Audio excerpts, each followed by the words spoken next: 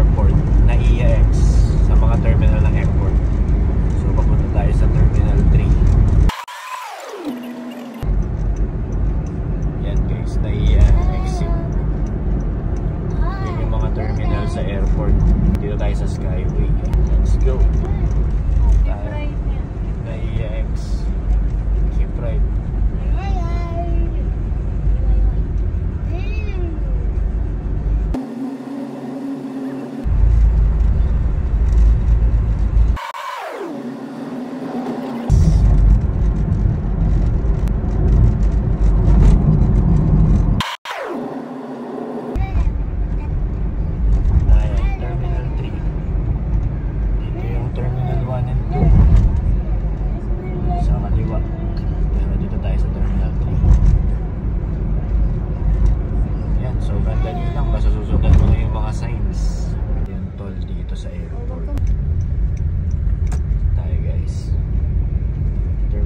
Departure.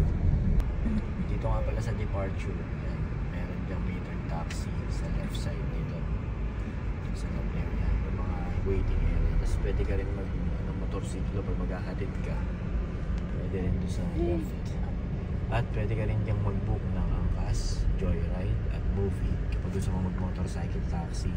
So kung ikaw ay nasa arrival, kuwari OFW ka na nakarating mo lang sa Pilipinas, akyat ka lang ng departure dito sa taas, punta ka rito sa left side ng mga bay, may sign dyan ng motorcycle, pwede kang mag-book, mag-download ka lang ng mga app, joyride, movie, angkas.